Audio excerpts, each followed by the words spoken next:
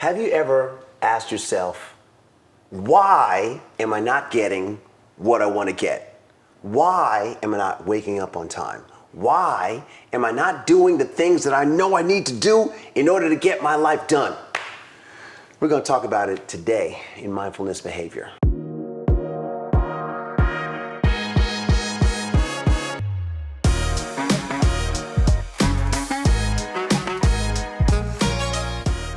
Today, we are with my very good friend, Johnny Williams, who is a pilot, and his experience is an experience that I don't really know of because he's like the first pilot that I know. Okay, now I know, all right? And we met in a very interesting way, and I knew that he would be perfect to have a grown conversation with, and that's what we're doing right now, okay? Welcome, Johnny. How you doing? Thank you. I'm doing great. Thanks for having me. Awesome. Johnny, where do you work? Who do you work for? United United, okay. Airlines. All right. How long have you been a pilot? Well, I started in the Navy back in 96. I graduated in 96, got my wings of gold, we call them, 97. I've been flying since then, still in the Navy, in the reserves. Started with United in 2015, but I did a bunch of stuff before that also. Huh. So, do you love what you do? Yeah. You do? Yeah, come on. Yeah, I guess so. It's a great job. Are there a lot of black pilots? No. No. Why do you think that is? A lot of reasons. Just the amount of people that want to do the job. Sure. The people that are qualified, but there's also like reasons like, getting into the industry is very difficult. It takes a lot of time, mentorship, opportunity. So there's some care and feeding that we need to do to get more pilots. Part of a group that does that, and it's getting better. It's getting better. It's definitely getting better. Well, that is amazing, man. Well, we met at a neuro-linguistic programming course. Yes. And over the days that I was, and I do mean days, that I was there, okay, got to have a better understanding of you, okay? Because I didn't know what was going on. I didn't know who was there, right. what the audience is. Okay, so let me see if I could define neuro-linguistic programming more correctly. It's okay? tricky. Yeah. It is tricky, okay? So, okay, well, this is where I got it from, okay? There is a guy, he's a doctor. His name is Dr. Bruce Lipton, okay? And he is a cell biologist. And he discovered that if you have, let's just say, 3 Peachtree dishes, and you take one cell, and you've split that cell up, it's the same genetics in that cell. You put the cells in 3 different Petri dishes, and they have different environments in each of the dishes. Each one of those cells turns into whatever it needs to be in that environment. That's what he discovered, okay? Right. So the idea at the time was that if you've heard of the nucleus of the cell, Sure. that the nucleus of the cell says what we're gonna do. We're gonna move to the left, we're gonna eat that, we're gonna kill that, we're going to form into this. That's what the nucleus, they would say, says. But Dr. Lipton discovered that it's the environment that interacts with the cell wall or the cell membrane, and then the cell membrane reports what's going on the outside to the inside, and it's this organelle, which is, now that we understand it, it's a whole new bacteria that isn't even part of our DNA, called the mitochondria, is what says, oh, that's what we got out there? This is what we're doing. So then the mitochondria says to the nucleus, this is what we need. Do it. And then the cell turns or does whatever it needs to do in whatever the new environments are, right? Now, this is where I get confused, right? Dr. Lipton said that although the signal seems to come from the cell walls, and the cell walls say, that's what we're gonna do, the cell walls turn to the inside of the cell, to the mitochondria, and the mitochondria says this is what we're doing. And now this is where I get lost, okay? I get lost, okay? He says, with humans, where does the signal come from, right? Because if we are spirits that are having a human experience right now, right? Then the signal doesn't necessarily come from within, it comes from without, because we're connected to the source in the universe. So he would say that he discovered that he is not really there. He's not really here. That he's somewhere, if you believe that everything is part of everything else, if you believe that, I'm kind of getting lost, but that the signal is not from within. That's it. Just that we're spirits and we catch a signal, and from the signal that we catch that's what we do. That's what they say. That's what they say. Well, Dr. Lipton. And I probably said that very badly. But the one thing that he said was we need to try to figure out how to control ourselves, like what we can do to, if I want to become I'm a doctor now, and I did a lot of things to become a doctor, and it was very difficult, it was challenging, I failed some things, I passed some things, I failed some things. All of a sudden, after all of that turmoil, I became a dentist, right? And I'd imagine it's similar, like, I don't know if it's similar, you probably passed everything you did, but No. but certainly it was challenging to become a pilot, right? It is, yes. What- Overnight success, right? Right, overnight, over that took 10 years, or right. That's how it is. As a matter of fact, I'm wearing these purple beads right now because my business is 10 years old now. Congratulations. Thank you very much. And we've been celebrating all week, and my team is super festive and super happy about we've been doing this, and the people that we get to serve here. I know this is your first time at my office, but the people that we serve here are amazing. Oh, the office is amazing. Oh, thank you. Not Yes. surprising. Thank you. And but we get to celebrate so much all the time that it is just, I don't feel like I go to work all the time, or at all. Actually, I don't feel like I go to work at all. I'm at a place, I do some things that are work-like, but then all of a sudden it's over. I'm like, what? We don't have to do this anymore? Okay, we're done. All right. So, neuro-linguistic programming was something that I wanted to try to figure out because Dr. Lipton said that neuro-linguistic programming will help a person control their subconscious. That's what he said. Why were you at the course? Similar. I've been on this journey trying to explore and understand myself better. I also have some professional adventures, that I'm into right now that involve me understanding other people better and teaching them about the way they think, right? So I figured it would be a good thing. Yeah. It might help me learn, and it did. It did. Yeah. It did. And thank God you took the whole course. Yes. Thank God you finished the course. Right. Because I got kicked out of the course. Yes. I got kicked out of the course, okay? Now, I got kicked out of the course because I didn't follow the rules, okay? I didn't follow the rules. Yeah.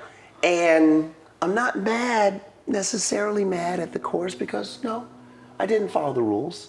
I was just hopeful that the rules didn't necessarily apply to me. I mean, I was hopeful, right? Yeah. Kind of like The Matrix, if you know the movie, right? Some rules can be bent, others can be broken.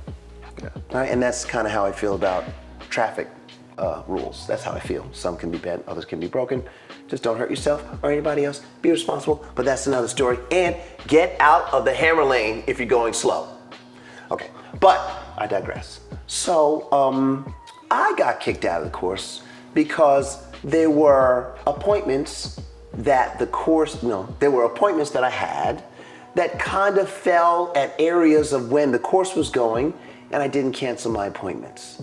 They're body therapy appointments. At this time, I'm 52 right now. Congratulations. Thank you. Almost 52. 52 this month. Okay, we're in August right now.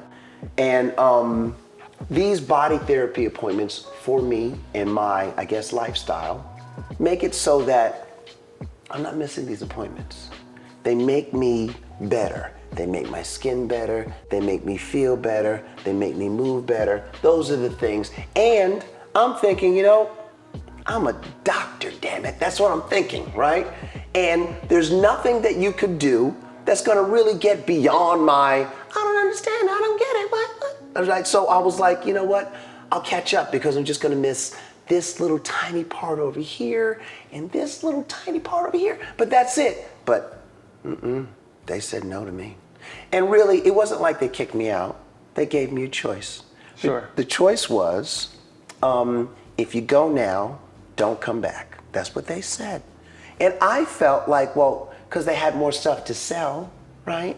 And I was like, well, I could buy more of your stuff. I felt like I could buy more of your stuff, and I would be the person that you would want to buy your stuff. And not only was I going to use neurolinguistic programming for me, but I was going to use it for my population that I serve to help them in whatever way. If I see something and I get an opportunity to say something that is changing in a good way to them because I learned this particular way of speaking to the subconscious, and I could show somebody else that, I was thinking, you know what, I could just give it to you. Not necessarily do a session with them, but just a little quick something that they could just kind of go with and move on. If they want to know more, they could know more.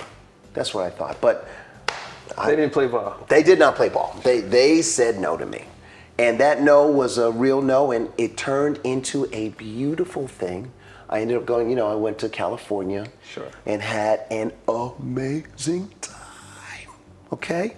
And that's what I needed, because I figure that there are absolutely no mistakes, and everything is actually supposed to be the way that it is. And the only thing that we really can change is our attitude towards a situation. I felt like I maximized on it. Yeah, I think that's about right. Yeah, the way you respond. The way to I that respond. It's all what it's all about. Yes. But today we're talking about mindfulness behavior. You're seeking it. I'm seeking it. It is part of what I believe is of total health. So in other segments, we've talked about food, sleep, exercise, detoxification, and here we are in mindfulness behavior. So I define mindfulness behavior as a positive attitude, gratitude for just waking up in the morning or walking or being however you are in a healthy way, forgiveness, and that's of yourself and of others, and meditation. Sure. Meditation can be part of it, right? So what do you do for your mindfulness behavior in order for you to get into, I think Tony Robbins calls it state. Yeah, the What do you state of do? mind. I'm learning. I'm learning about that. So meditation is something I just started doing. I didn't know how to meditate. There's a way to meditate. Okay. There's a way to think. Like the whole mindfulness, behavior, the whole act of it, of how you think, the way you think, what you do to control your thoughts, and how they impact you, or how you perceive things. I think it's kind of the act. So meditation is a big deal, and I'm trying to get into it. So how do you meditate? What do you do in order to get into your meditative state? Well, you need to be in a quiet place to get in touch with your mind and how your mind's affecting your body, right? So I try to find a quiet time. It could be anywhere, right? Where I pause and think about how I'm thinking, right? And how I'm processing things, and how is this affecting me? What am I trying to do? How am I feeling right now? What is my body going through right now?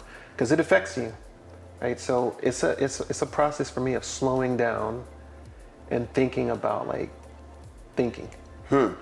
Slowing down and thinking about thinking. Sure. All right, that's good. I took a way too expensive course on meditation, and it was transcendental meditation, right? Now, I say way too expensive, it just seemed expensive. It's relative. Right, it's relative. And I actually brought my girlfriend at the time to do it, and I don't know where she is now, I hope she's okay, but she was doing it for a little while. Yeah. but I don't know if she's doing it anymore. We haven't spoken about it, if she still meditates.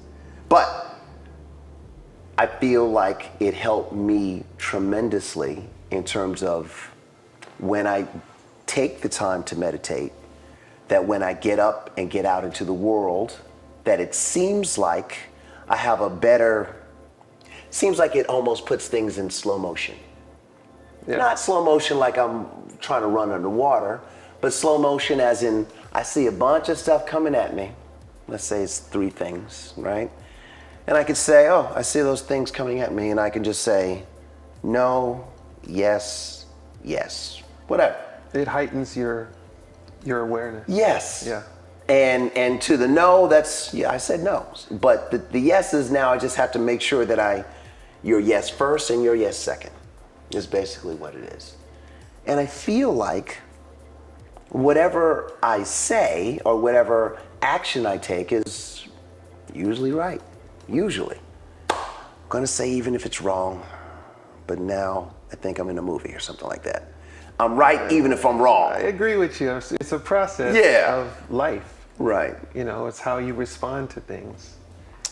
But you told me that you were taking a course in pilot school for, what is the course that you're taking beyond the neurolinguistics? What was the course that you were talking about that you're taking that you're going to be a teacher?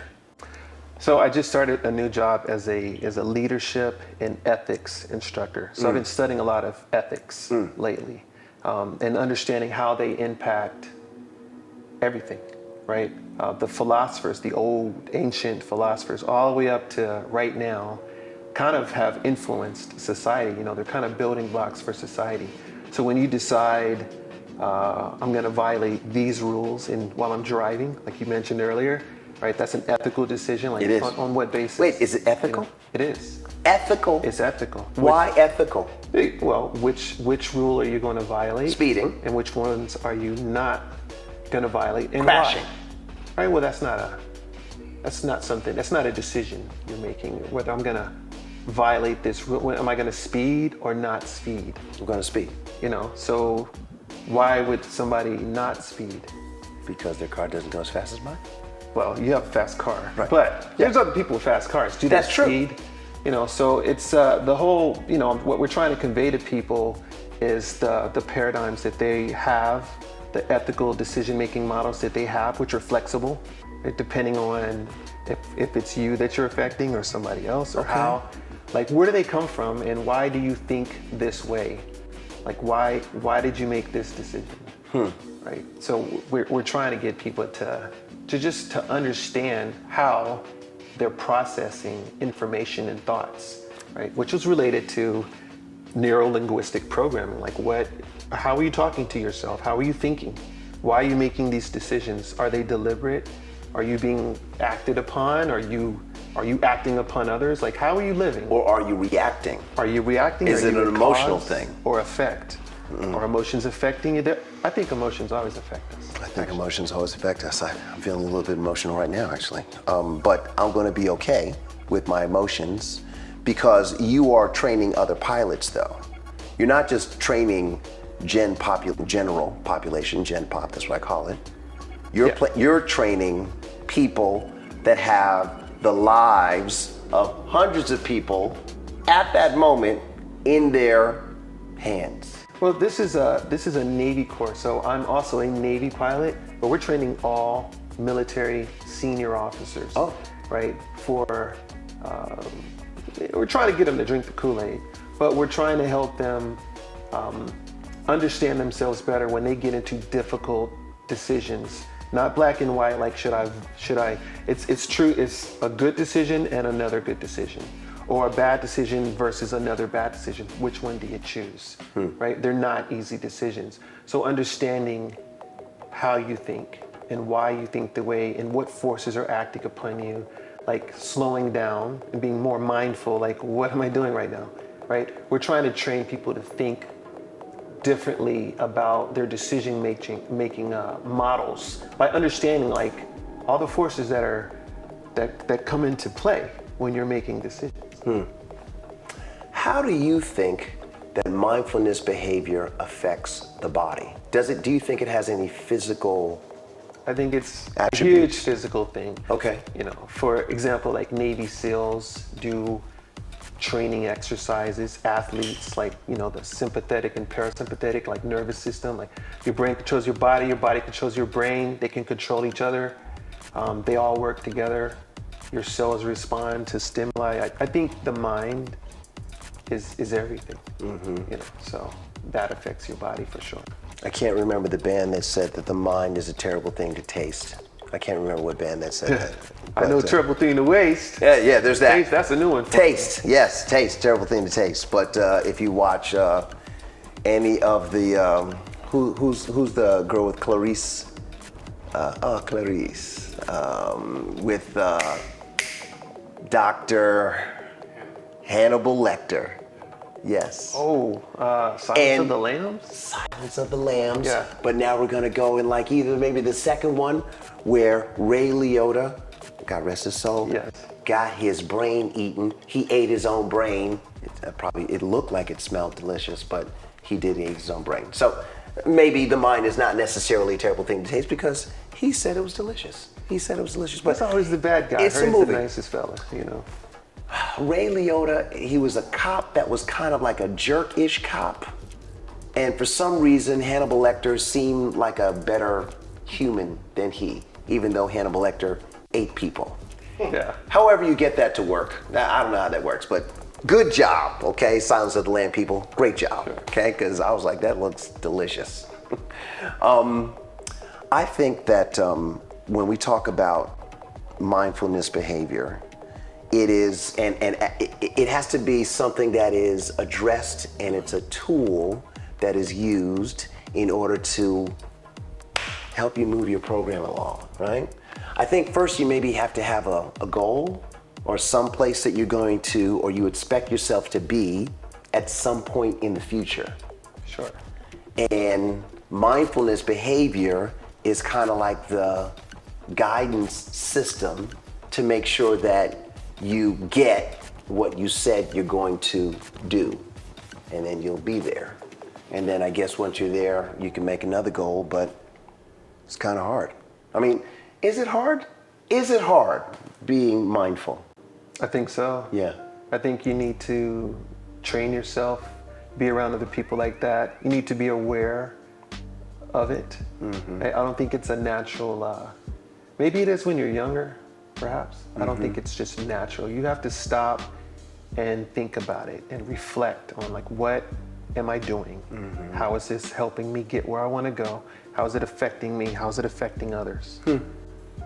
I think with me, when I was from Dr. Lipton and finally finding a course, and by the way, that course was amazing. It wasn't a, don't you ever take this course that kicked me out. I'm not saying that at all. I'm saying it was a very good course. And I was sad to leave it, but I guess it was what I was supposed to do. That's what I'm thinking. I think you got what you needed. I got what I needed because I got you, my friend. I got you. Yeah. And I definitely would say that I need this particular type of relationship because I don't have a chance to have these kinds of conversations, particularly on camera, to try to be an example for anyone that has that question of something like, why do I procrastinate?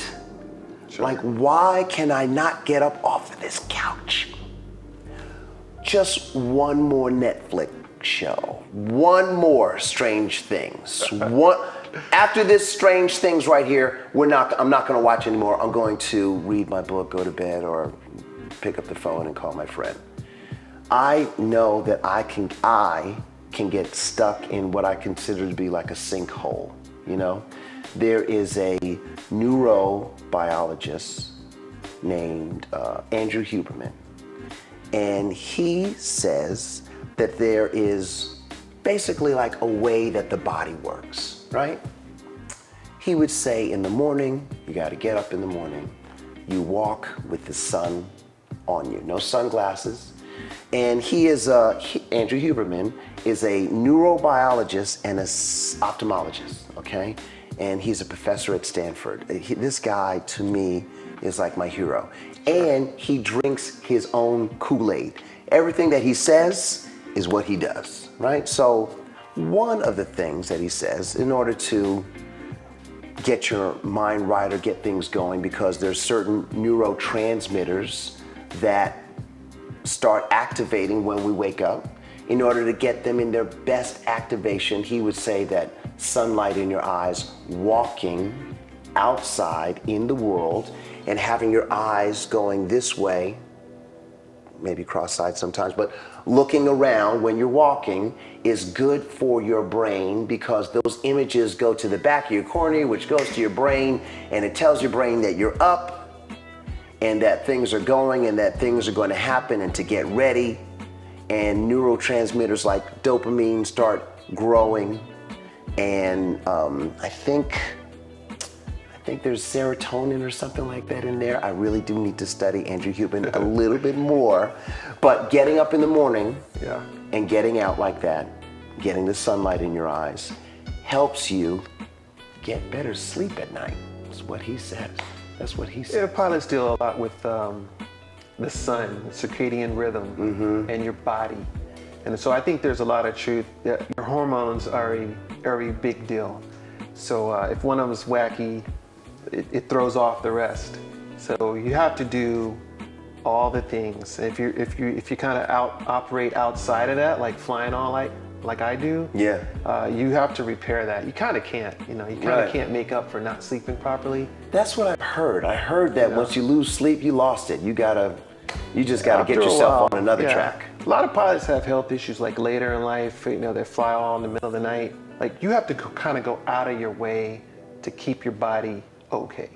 Getting the right sleep, nutrition, the right exercise, the right way to think. It messes with your hormones. Right.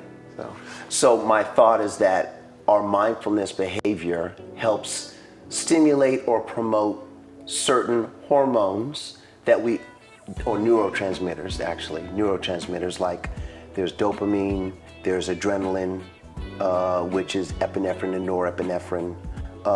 There is, oh my goodness, acetylcholine and serotonin.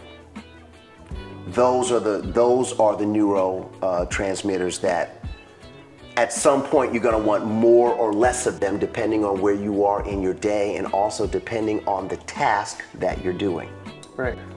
So I'm hoping that my mindfulness, or when I take time to meditate, when I take time to read, or if I have an affirmation or something like that I'm telling myself, that I hope that I'm stimulating the right neurotransmitter that's going to give me the juice for me to keep on doing what I need to do. And it seems like I have so much that I need to do. I think you're right. Just how are you living? Do you have joy? I have lots of joy. Are you in the right state? Are you depressed? Well, how are you thinking? Right. How are you talking to yourself? Sure. Why are you making this decision? Are you thinking like this will affect me in this way when you make the decision? Or at least after the end of the day and you go back and like, why did I do that? Did that benefit me? So I think being mindful and being deliberate and thinking about what you're doing and why you're doing it, I think it totally matters. It totally matters. It's mattering for me. Sure. And everybody I know that does this type of stuff. Well, I would say that something like mindfulness behavior and it mattering to someone like yourself is just an example for anybody or everybody to say, okay, well, that pilot guy over there who has lives and lives in his hands, he does a certain kind of exercise or practice to make sure that he is ready, and that's ready, set, go. You're on go, or O, right? Sure. In order for you to do whatever you need to do. If it's fly a plane, if it's get home to your child safely, what I feel like perhaps your mindfulness behavior moves you through the world in a way that is maybe at a higher level, or the level that you need to ride on in order for you to get done the things that you need to get done. It's relative for each of us. Sure. But we all need to do it. If you don't, if you drop part of it, of the things to take care of yourself, eventually you kind of implode, right? It's gonna and then show you up, become yeah. unhealthy. You know, something goes wrong and it drives something else to go wrong, and your health declines, your decision making declines, and then it starts wrecking other areas of your life. So you got to keep up, you know, and it's deliberate. You can't. It just doesn't happen. You know, even if you're 20, right? It doesn't just happen. Well, You wait a have to minute. try. I did not meditate in my 20s. Yeah. Okay? I did not. I stayed up all night. I was in rock and roll. I love rock and roll and stuff like that. I was at concerts. I was in the mosh pits. Yeah. You know, catching elbows to the side of the neck and giving no elbows, just shoulders. I didn't ever give elbows. That was rude. That was cruel. Yeah. But the mosh pits, wearing some combat boots because sneakers would come off in a mosh pit. Sure. Okay, they're not staying on. Combat boots, and the pain that I felt after an amazing show was gone the next morning. Sure. Like my body was like, man, that was great. Right. And it was done, you know? But now, as a more mature or a straight up 30 years older than 20 mature person, now I see the strong need and also not that I have any regret, but if I had been meditating like when I was in my 20s, Yeah. this would be a wholly different conversation right now. You'd be on a different plane. I would be on a different plane. Yeah. It does move the dial forward, okay? So Joe Rogan said this thing. I mean, he says so many things, right? He talks a lot. He does. He says that we're about 6 generations away from when the world was just horse and buggy. Horse and buggy, that's all we had. No trains, no planes, horse and buggy only. 6 generations around. But Earth is billions of years old. Billions, right? Sure. So if we are only 6 generations from horse and buggy, well, what if we went another 6 generations from there? Now it's 12 generations away from here. I guess we're just trying to make fire. I'd imagine, maybe, right? And if we're just trying to make fire, that's because we don't know anything, right? Perhaps there was some kind of crazy event that because my mindfulness behavior now makes me feel not necessarily like I can fly, but it makes me feel like I have a better handle on the things that I can't control, and that is just by making sure that I can control my state of mind or my attitude towards whatever it is, good or bad, that I cannot control. That's what my behavior does for me. Sure. Yeah. If I get to have 1 billion years before, right? Oh my goodness, I'm a doctor, I'm a lawyer, I'm a musician, I'm everything. I'm doing so many things, right? But then there could have been some earth-changing, earth-ending event that made all of the evidence, all of the tape that I put out gone. Right. No existence of what I did at all. And now, from amoeba to tadpole to man, however that works, evolution, and man trying to figure out how to make some fire, right? Yeah. I'm saying that we can go far.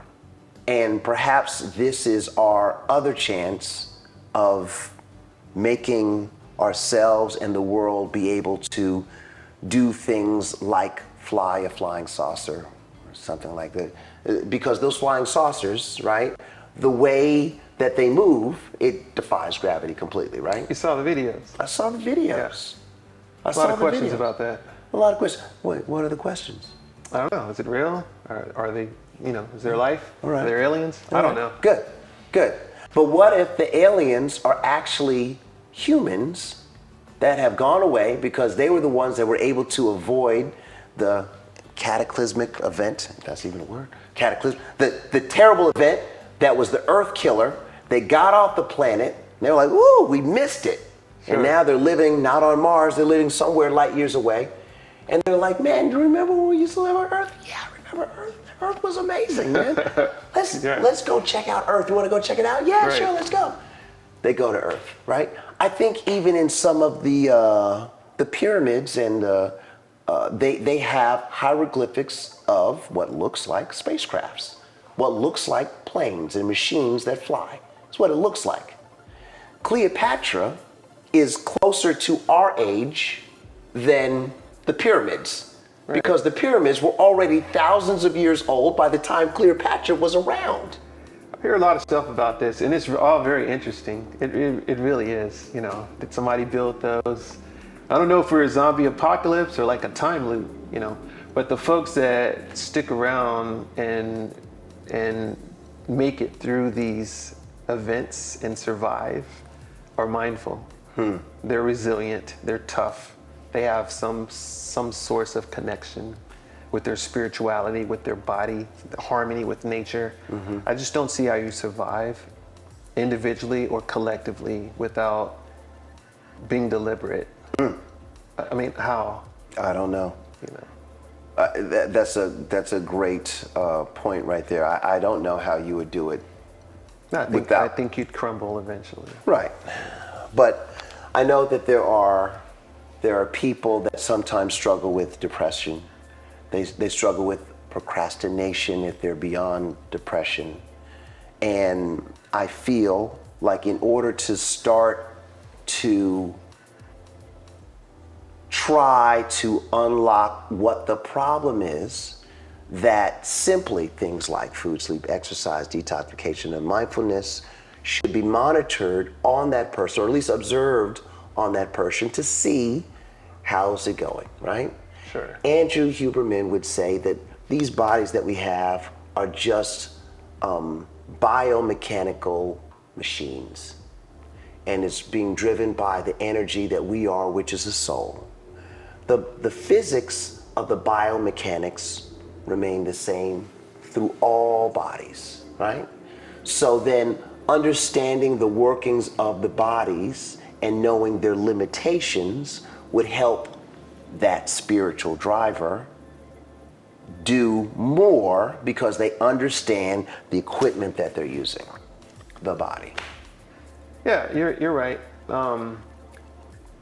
I tell my friends, like, if whatever's wrong with you can't be fixed with all these, you know, detoxification, sleep, nutrition, exercise, mindfulness, if you can't fix yourself with that, right, then you really do need a doctor, right? Okay. A good doctor, though, a really good one will fix these problems. I mean, I will fix you unless you're really, really broken, right? And the mind, of course, is the most powerful of them all because it controls everything. It controls everything. So the way Anyway. you talk to yourself and think about things is kind of, I think, how it helps you do these things, not procrastinate or eat better or get up and exercise. Like, where do you get the motivation? What's your purpose? What's your goal? Like, what are we doing here? You know, that's the mind. Right. You have to really kind of have intention in living to be healthy. Well, this conversation is to help anyone that's watching have just an idea or a different thought of, okay, wait, sometimes I do procrastinate, or am I depressed? You know, if those are some of their problems, this conversation is supposed to be an example or a peek under the covers as to what one could possibly do to help get them, move them from their state of this is not where I want to be to a state of, man, this is exactly where I want to be, you know? Yeah. I think that life is really the progress or the process of going from where you are to where you want to be, and all in the middle. That's life. That's life. What do you got to do? You know, Grant Cardone, he's a famous real estate guy. Love Grant Cardone. He had a quote, I remember it. It's a little reductive, but he said depression is the difference between where you are and where you want to be. Right? I thought it was clever. No, that's clever. There's something to it, though. But yeah, like, how do you reach your goals? Did you even set goals? You know, Did that's you kind even of set goals? first stage one. Some people don't. They never. There's a process to doing this stuff that helps you get where you want to go. And I'm working on the process myself. And I wanted to have these series of people segment conversations to help myself and anyone that's listening to have an idea that, okay, there is a process, there's a progress, and there's something that I have to do at a certain time in a certain way in order to get me from here to here. I think you could stumble in the journey. I think that you don't necessarily have to do this. You don't have to have a mindfulness behavior. I think that there are people out there that don't have to do it, but I think that those are the people that are having major road rage. It's harder for them, you know. I think they're breaking windows. I think that they are cruel, and they can say cruel things to people because they themselves just haven't taken the time to calm themselves, to look and see what is going on. Where am I? How am I really feeling about this? And I think that's like a major thing. So I think therapy is good, right? I mean, therapy's fantastic. Therapy's good, You know, and doctors are very helpful with their word or their time. I also feel that a person still needs to grab hold of the responsibility of their own health. You got to. I mean, you can't hope somebody else fixes all your problems. There's a kind of a stigma against therapy, but in studying all these like philosophers and ethics, and like their teachings they influence all these levels, including the psychologist, like Jungian psychology that drives the societies, you know, Western democracies. These ideas come from, like, they have a lineage. So they're forces that are acting on you that kind of control your society, you know, like these paternalistic societies, these democracies, this fight, but you know, is socialism okay? It's okay over there, but not over here. Over here. Why do you think that way? Because you grew up here. You know, did you ever travel somewhere else? Like, it's an understanding of psychology. Even you know, just reading some books, it really helps you understand yourself and what is influencing you. Maybe you don't want that influencing you. Maybe you want to broaden your mind, or maybe you like where you are, but the awareness, you know, it's huge. You know, sometimes I can see that when I am not doing or not being the way that I feel like I should, or I'm feeling bad, if there's a bad feeling sometimes, that bad feeling is something that's familiar. Yeah. And because it's familiar, I'm comfortable with it. I'm like, well, I feel bad and I didn't do that right, but I know it. You know, like, right. I know exactly where it is, what I am, my complete mistake, or I'm going too slow, or whatever it is. It's bad, but it's comfortable and it's familiar. Therefore, I feel comfortable because it's familiar, you know? Right. But you can't stay there. Yeah, and what happens is that I feel like I can stay there too long. And I forget things, I miss deadlines, I miss things. One thing that we learned in neuralistic programming, right, in the class, okay, was our timelines, right? Timeline therapy. Okay, so yes. you remember, right? Sure. So the question was, how do you see yourself in relationship to time? So if it is my body here, and this is my relationship with time, which way is the future and which way is the past for me, right? So for me, the future is that way. I'm going forward into the future, and the past is behind me. How is that for you? The first time I did it, my future was up. Up, okay. You know? And you know, my past was not quite directly behind me, kind of like angled down and back. It shifts for everybody.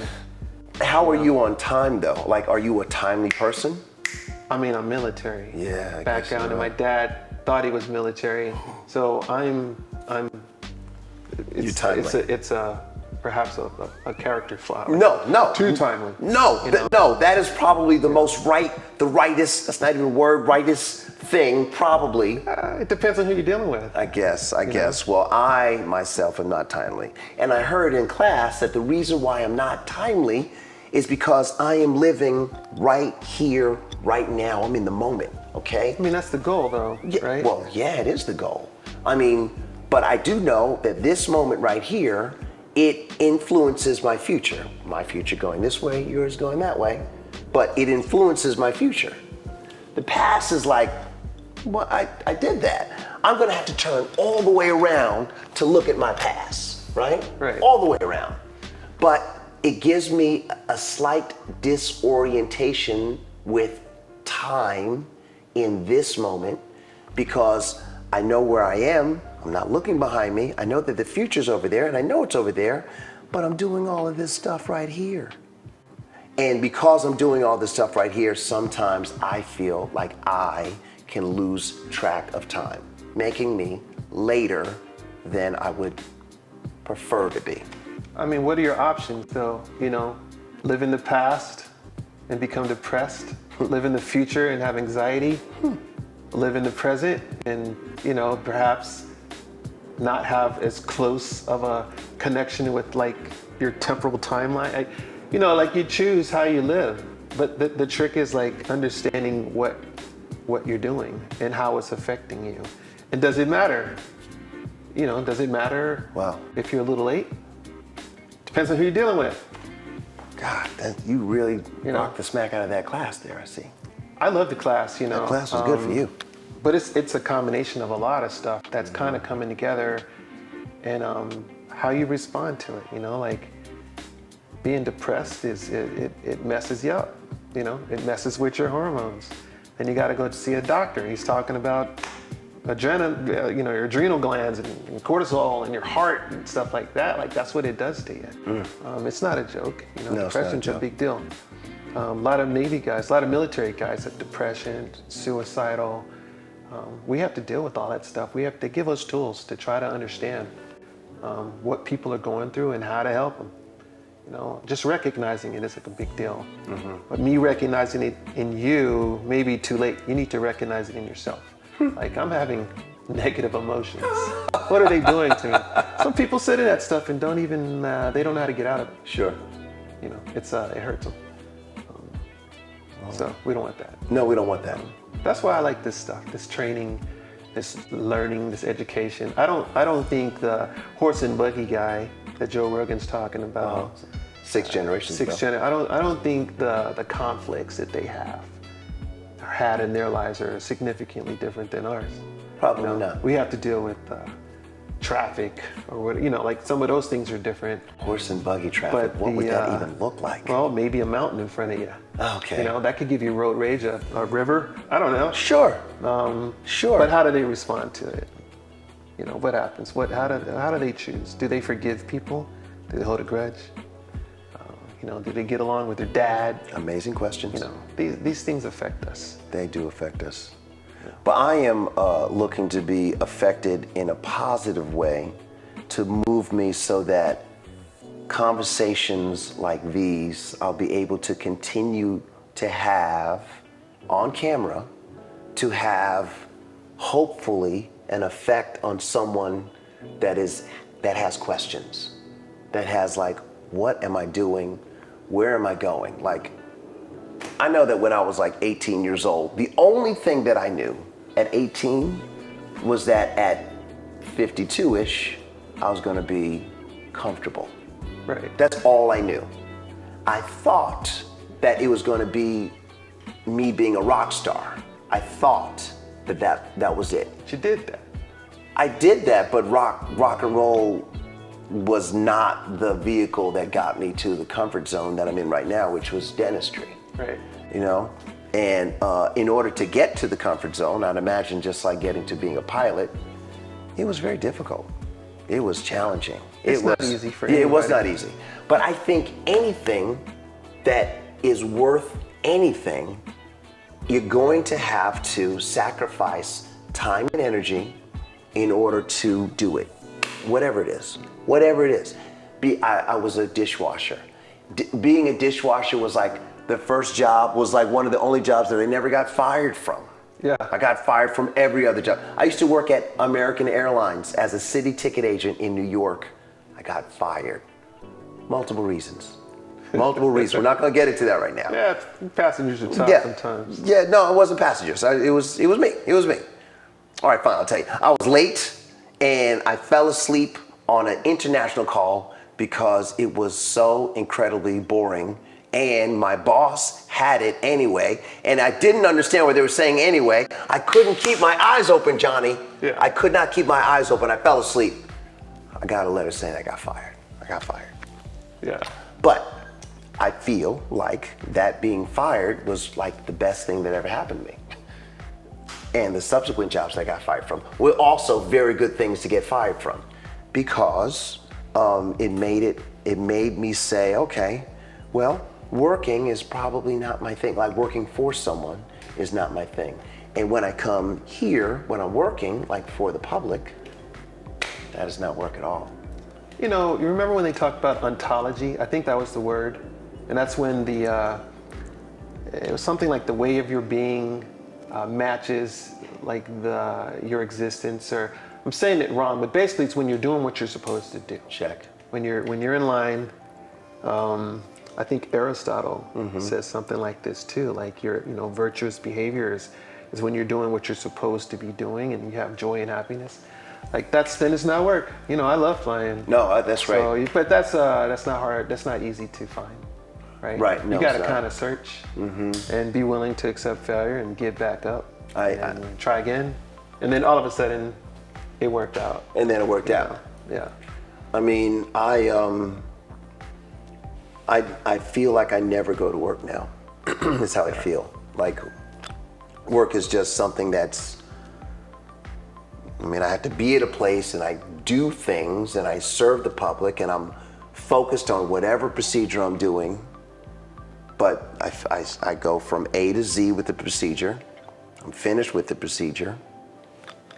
What's next? Yeah, but how long did it take you to feel that way? to be sitting here doing this? I know. I'm 10 years old now. 10 years old. It started way before then. Yes, it started way before then, and no, I was not comfortable in the beginning doing it. I mean, I remember taking hours and hours doing just a root canal. I remember taking hours and hours sometimes taking out wisdom teeth, and that is not the case at all anymore. Right.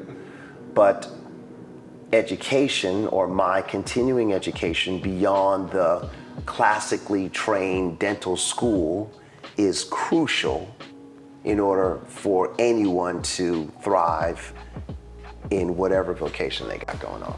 When did you set these goals? When I said I was going to be a dentist. All right, that was a long time ago. That was a long time ago. About 10 years ago. It was more than 10 years ago, yes. Goal setting's a big deal. Goal setting is a huge deal. And there's a skill to it.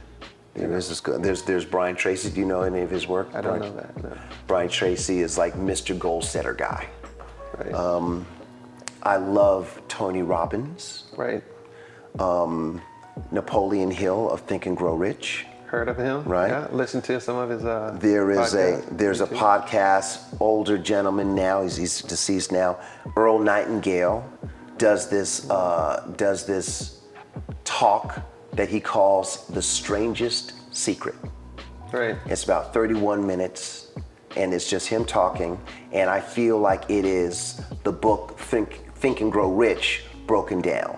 Right. But all of that is mindfulness behavior. So you keep your mind packed with this type of stuff. Yes. And you push out I push all out the the garbage noise. that kind of slows you down. The noise has to go. So yeah, that's how you do it. That's how you do it. So So state of existence. what would you say to a person that has problems with procrastination? What would you say about that? What words would you lend to someone that, they wanna start their Spotify or their Shopify account? They wanna become a pilot. What would you say to them in terms of what their mental exercise could be in order for them to achieve their goals? I mean, honestly, I'd recommend kind of a multi-step process. One is get into that element. So go find some pilots or whatever you want to do. Make some friends with those guys, hang out with them, maybe not hang out with some of these other people around you that are reinforcing your negative behaviors, right? But you got to think about that. Like who's good for me here? Who's bad for me here? Yeah. Who's slowing me down? So hang around those folks. So that's one. Hang around the people that you want to to be. Understand yourself. Do some kind of reflection. Like, what am I doing? What are my goals? Old school, like write them down. Like literally, like write them down. Sure. On a board. You can look at it every day. Want to check box off and hold yourself accountable. Maybe find somebody else to help you. Hold yourself accountable. It's really goal setting and being the right environment, educating yourself. I think didn't Warren Buffett say that? Like your best investment ever is in yourself. Absolutely. Go to school, whatever. It doesn't have to be Harvard. Yeah. It could be YouTube. Yeah. I think YouTube is. I call it YouTube University. YouTube really. is unbelievable. Unbelievable. We've not had this type of thing ever in human existence. You have access to the most brilliant minds. I'm taking the class at Harvard now. It's just online. It's the same. You see the 18-year-old kids in there. It's their class. It's a whole hour, all semesters online. What class are you taking? It's called Justice, right? It's by Professor Sanders. Okay. You can look that up, like Harvard Ethics Justice series. Okay. Right? And he goes through a whole semester. What? Right? So I can learn it better. So when I have to go teach it and some guy who knows it challenges me, I have something to say. Sure. I'm just trying to learn. So, learn, understand yourself, get in the right environment, and don't give up. Like I think in NLP, they have a thing, it's called decide, commit, resolve. You can also make a decision. This is what I'm going to do. Commit to it, which is taking even one step. Just do the next step. That's the commitment. And then the resolve is when you get tired and start, losing focus, like you resolve to continue. And there's a bunch in different categories and different walks of life and different trains of thought. They're all the same though, like, stick with it, the consistency. Then you're the overnight success, right? That took 10 years. The 10-year overnight people are like, success. You had an easy life and things were like laid out for you. I'm like, okay, dude, I've been doing this for 30 years. Sure. So that's how it works. Wow. What about you? What do you think? There's a book by this guy named Hal Elrod. Right. And he's got this book called The Morning Miracle. And I think that he is all mindfulness behavior. I think that this particular book is all mindfulness behavior, but it talks about what your morning routine could be so that you could still work a 9 to 5, but in the mornings and maybe even in the evenings, you're moonlighting on the thing that you feel will bring you to whatever your next endeavor or next amazing thing will be, right? So he called it lifesavers, right? So SAVER, right? Lifesaver, right? So S is silence, and that's just meditating in the morning. A is affirmations, okay? Saying the right things to yourself over and over again, whether it's realistic or not realistic, but you do want to put whatever the phrase is in a certain way that your subconscious couldn't dispute it. I can't give you an example right now. V is vision. So like you said, goal setting, you have to have a vision of what it is you want to see or how you want to be. But that vision is going to include what people will say to you when you are in the place that you said that you want to be in, what the couch is and what the food would taste like and who is around you. Those are That's very powerful, and that sounds a lot like NLP. yes, that's vision, right? So maybe E, exercise, Right. Got to get exercise, sweat. Reading. To me, reading is the incredible separator of man. Sure. Not that a audiobook is good. I mean, an audiobook is amazing. Okay, you get a lot of stuff out of it. But I believe, and I don't remember where I heard this, I don't remember where I heard this, but reading, when you're reading, your eyes are going from there to there, and you're reading the words, you are doing some kind of synaptic connections in your brain, or you're creating pathways that become stronger. And the way, after you've read the words and you put everything together, it makes your mind stronger in some way for you to do more stuff. Hal Elrod. I think that's all very good. You know, that's it's all you're getting in the right environment around the right people kind of helps because they do these things, right? There was a thing I remember. It was they're called limiting beliefs. Yes. You know, I talked to somebody not very long ago that gave me all these reasons why they can't achieve. Right? And then they gave me a bunch of reasons why I have accomplished anything and how it was easier for me and I didn't have to deal with this and deal with that. Wow. And it was so obvious to me. I'm like, wow, you're really holding yourself back with these thoughts. Like, says who? It says you. It says you. You're the one who's like, how do you break it? You know, that negative emotion, those negative thoughts, that negative energy, like it's gotta go. You know, you have to figure out ways to let it go. Like forgiveness it destroys you. You know, if you don't forgive. If you don't forgive. And that's what all this reading and being around the right people, hopefully will help you break out of that trance. You know, that spell that you're in that's got you sitting there watching Netflix.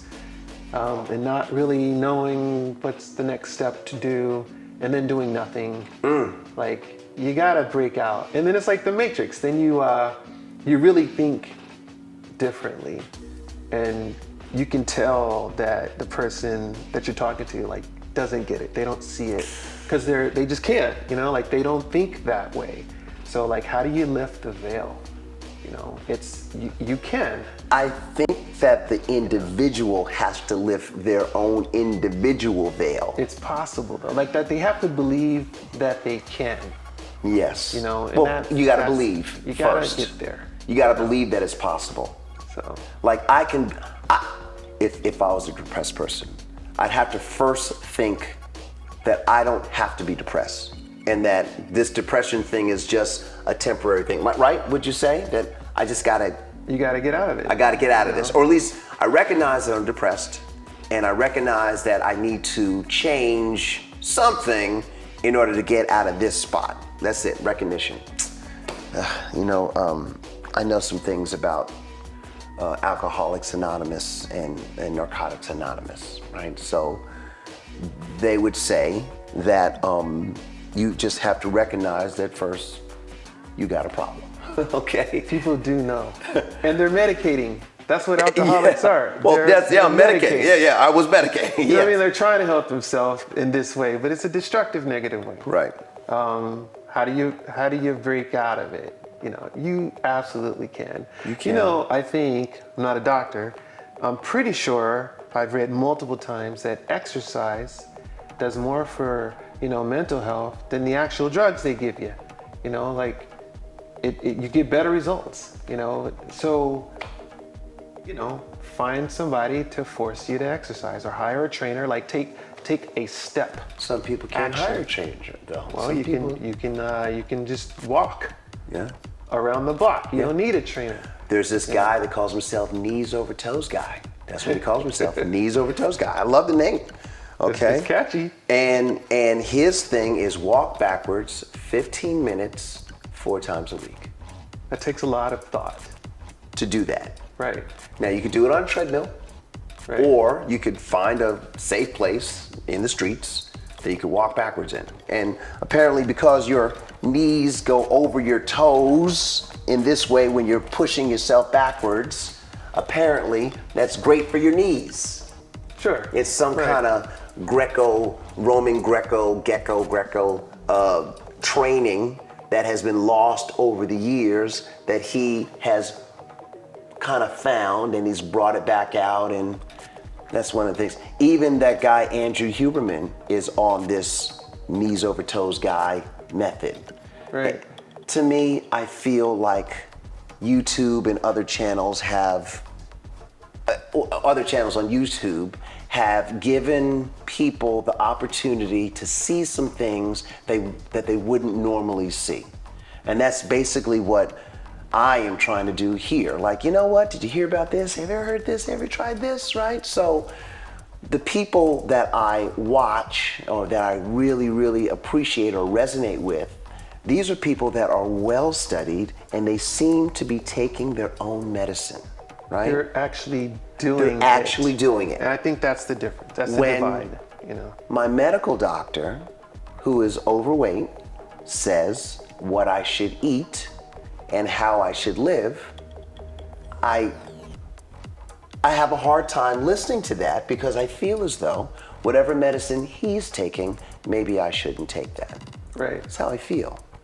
And I'm hoping, and I'm actually challenging the medical community right now to do their due diligence and work with themselves first to see what the results are of monitored proper food, proper sleep, proper exercise, proper detoxification, and mindfulness behavior.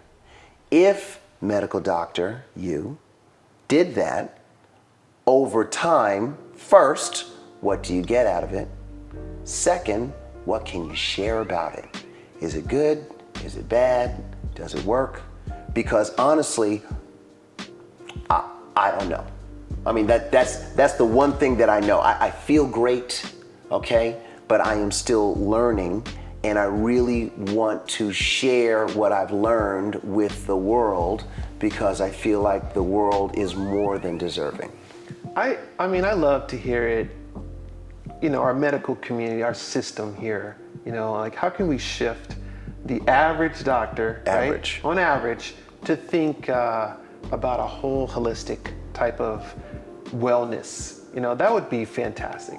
In addition to what they're doing. In addition. There's a Dr. Wang, I remember, at the VA. Okay. You know, she does Eastern and Western medicine on different days for the VA, and she treats you different. I dealt with her years ago, but you go on her Eastern days, you walk in there, it's acupuncture, it's herbs, and she'll say stuff to you like, how are you sleeping? Right. How are you feeling? You know, and then you go on the Western days and she has a more of what we're used to in the Western approach. But like, I loved it, you know? Right. Because there's other stuff that goes into wellness. And it's really what you said, you know, it's detoxification, health, you know, your mental health, your mindfulness. Yeah. These things really, they keep you healthy. And when you're 20, yeah, you Oh my God, when can you're pull it 20. off. When you're 50, like you care about this stuff, man, you know? I think that's what it is. I think once you hit the 50s and Or even younger than that. You know, diabetes, things like, I mean, these things are not, they're preventable. You know, we can some stop are that. preventable, like, You know. there's some are preventable. So, Yeah. you know, but there's a lot that is. You know, There is a lot that If is. you eat right and sleep right, you can prevent a lot of stuff and just be a happier person. Well, anyway, look, I so appreciate you talking with me for this long, brother. Okay? Yeah. It's probably time to go get something to eat and something to drink. Okay? Because that's a good thing to do. We're going to end this conversation here. Thank you so much for watching. Okay? What do you do for your mindfulness behavior? Okay? Do you meditate? Do you need to learn how to meditate? Are you forgiving of people and of yourself? Are you thankful? Okay? Do you feel like you procrastinate? And does your procrastination make you feel as though, like, does it make you feel anxiety because there's something that you know that you should be doing, but you're not doing it? Anyway, please leave a comment below, and thanks for watching.